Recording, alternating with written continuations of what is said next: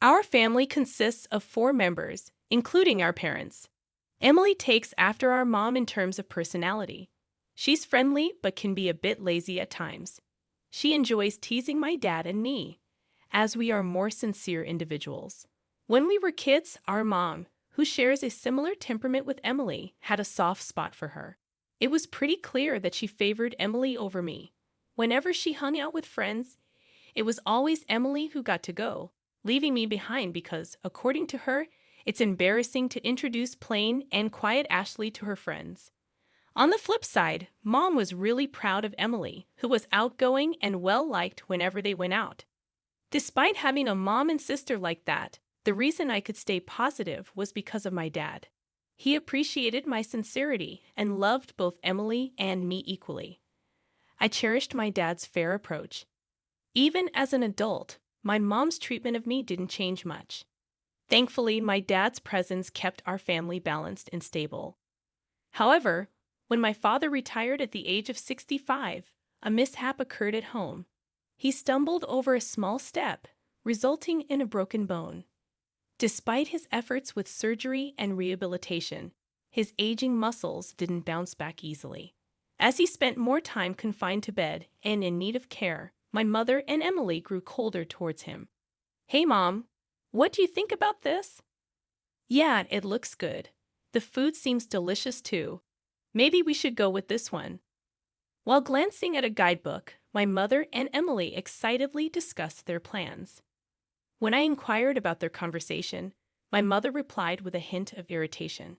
They were organizing a family trip, but considering Dad's mobility challenges, I pointed out that traveling might be tough for him. In response to my comment, Emily said with a smile, "Well, we're not planning to bring him in the first place. We intend to leave him at home. That's cruel. It would be tough for him if he's left alone. If Dad's not coming, I'll stay home with him," I declared. After expressing this, my mother and Emily exchanged smiles. Following that, my mother stated, "That's fine too. If that's the case, Emily and I will just go by ourselves. Whether you two come or not is up to you. But since it's a family trip, we'll be using money from Dad's bank account." A quick look at the guidebook revealed they had chosen a room meant for only 2 people.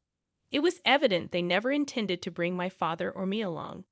Following that, my mother and Emily frequently ventured out on their own, staying at upscale inns and dining at renowned restaurants. It felt as if neither my father nor I existed in the house.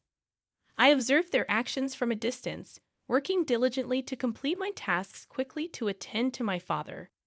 When I couldn't manage everything alone, I sought assistance from care services for tasks like bathing and accompanying my father on short walks around the neighborhood. On days when I had to work late, I asked my mother and Emily to look after my father. However, they avoided the responsibility. "Ashley, I came to help with the bath, but is there no one at home today?"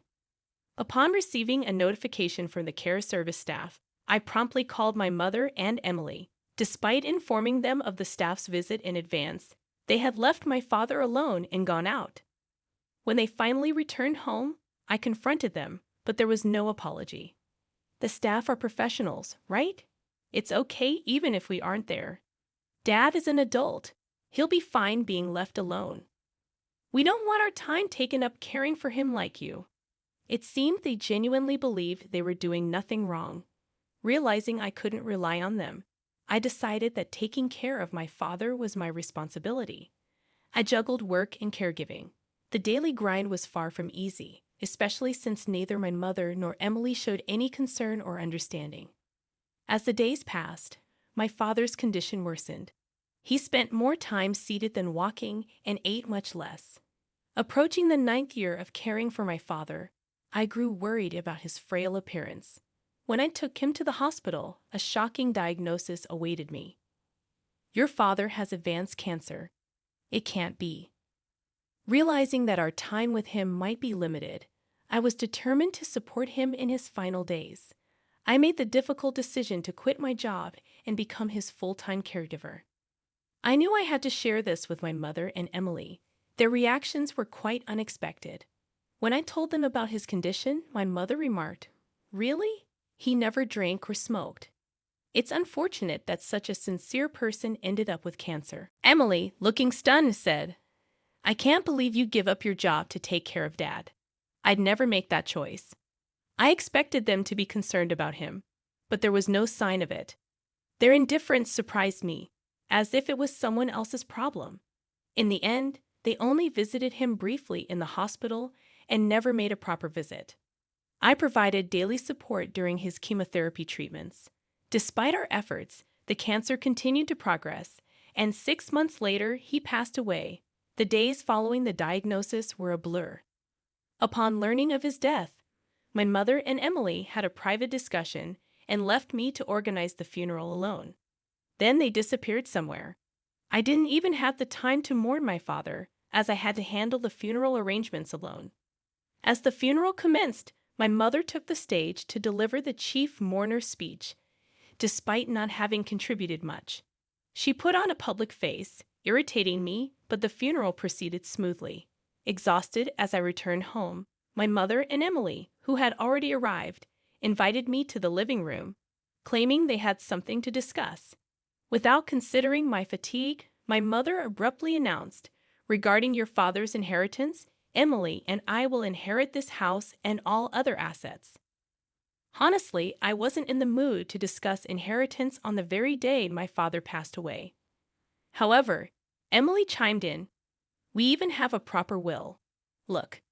She proudly presented a document and began to explain, right after Dad was admitted to the hospital, Mom and I visited him and had him sign this. It states that you won't inherit anything. Dad agreed to it immediately. With a smirk, Emily said, after all the help you provided, it's so cold, right? Maybe Dad, in the end, preferred me over his 2 serious elder daughters. That's impossible. Before I could respond, my mother interrupted with an inappropriate grin. Clearly, Emily is more adorable, though. Your father always stayed home and had no hobbies. He surely saved a lot, right, Mom? Even quit her job because of the inheritance, and I took some time off work to enjoy the inheritance for a while. Without allowing me to say anything, they continued their conversation.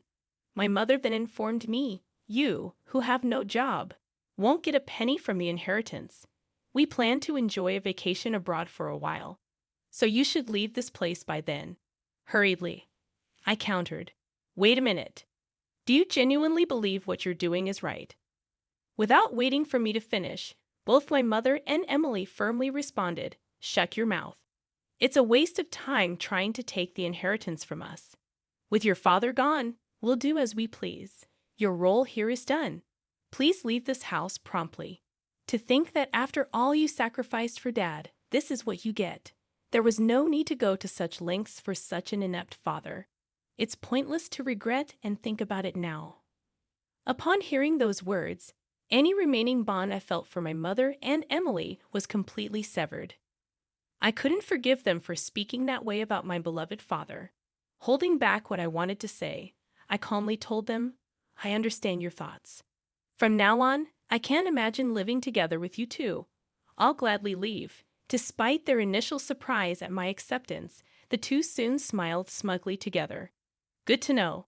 Once you leave this house, never rely on us again. Our relationship ends here. Whatever happens to you, we want no part in it. Don't even think of contacting us. Receiving this intense sentiment from my mother, I packed only my essentials and left the house. A few days after the inheritance discussion, something unexpected happened. I received a call from my mother, the same person who claimed she would cut off contact with me. When I answered, she immediately confronted me in anger. What have you done? Where has all the money from your father's account gone? Why are you suddenly calling? Didn't you say you wouldn't contact me? Silence. This is an emergency. Return your father's savings immediately. What are you talking about? I left the passbook at the old house, didn't I? I have no way of accessing it after I left, but the money in the account is definitely gone. Such a significant amount of his savings couldn't have disappeared so suddenly. I found it suspicious. Moving out swiftly without securing a job seemed to have led my mother to assume that I had mismanaged my father's money. Mom, Haven't you ever checked the account balance before? Huh? I haven't bothered with such things. I see.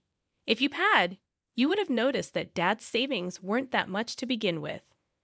What do you mean his savings were? Oh, where did his retirement money go? Oh, we used it for our wedding ceremony and the new house. Wedding? New house? I have no idea what you're talking about. I had been romantically involved with a man named Sean, who was responsible for the living service for my father. Our relationship started through our mutual care for my father. I informed my father about my relationship with Sean early on in our dating. When Sean proposed, I was overwhelmed with living and work responsibilities and couldn't make a decision. Upon learning the truth, my father said, "Care for yourself more than me. I want you to have a happy marriage," and he cheered me on. Despite my hesitations, he even started assisting with the wedding venue, selecting a new place to live, and looking for a new home. We had reserved a wedding date for the following year and signed a contract for a new apartment that my father liked. All of this occurred 6 months before we discovered his terminal cancer. As a gesture of gratitude, my father covered most of the costs for the wedding and the new apartment. That was the reason for the decrease in the account balance. Hearing the turn of events, my mother's voice trembled. She was clearly shaken. So there wasn't any inheritance for us to inherit in the first place, primarily just the family home. But given its location, we shouldn't expect the high selling price. Emily, having overheard the conversation, anxiously grabbed the phone from my mother. "Wait, so the financial assistance for your wedding is much more than the inheritance from Mom and me?" That seems to be the case. Dad knew about my marriage and me leaving the house. So maybe he didn't see a problem in leaving the family home to both of you. He might have used a significant amount for me and intended the inheritance to compensate for that. Could it be that the reason you quit your job was because your marriage had been decided upon? That's right.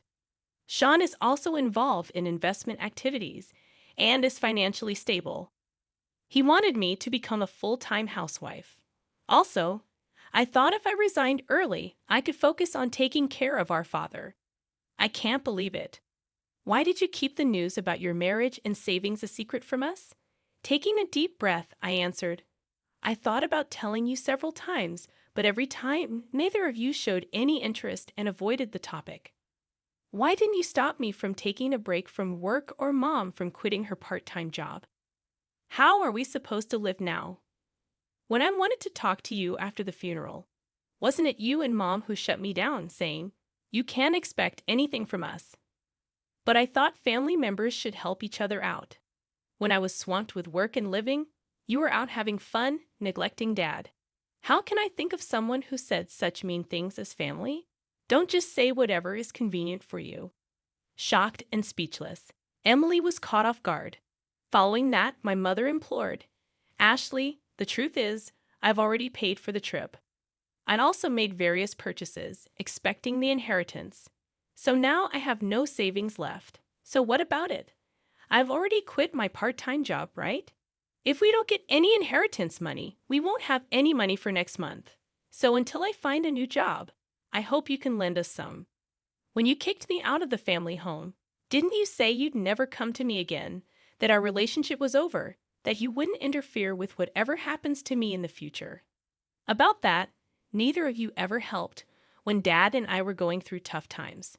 Now when you're in trouble, you want to rely on me. That's incredibly brazen. But if you don't help us now, what will we do?" Without waiting for my mother to finish, I ended the call and blocked their numbers. I was utterly disgusted by my mother and sister, who only claim to be family when they're in trouble. I decided to distance myself from these two. Later on, I heard from various people that although my mother and Emily had canceled their trip, since it was a last-minute cancellation, they couldn't get a refund. They've been barely scraping by, asking friends and relatives for money.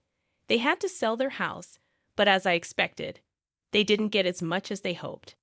With the initial expenses for a new place and moving costs, they had hardly any money left. Emily returned to work, but because she asked her colleagues for money, her relationships at work became strained. She had planned to leave her job soon after finding a good partner. But because of the situation, that partner as well as other men distanced themselves. Her friends, too. My mother tried to find another part-time job, but her previous workplace had already hired someone else, so it was hard for her to return. Due to her age, her job opportunities were limited. They managed their living expenses with my mother's meager part-time salary and Emily's earnings, slowly repaying their debts. Both of them seemed worn out. As for me, I was able to have a small wedding at the venue my father chose. The only regret is that my father couldn't be there for my wedding. But I believe he's watching over our happy moments from somewhere. My married life with Sean has been smoother than expected. We're enjoying peaceful and fulfilling days together. I'm eternally grateful to my father for supporting my relationship with Sean and giving me this opportunity. I've had to build a peaceful life with my husband, always remembering my gratitude to my father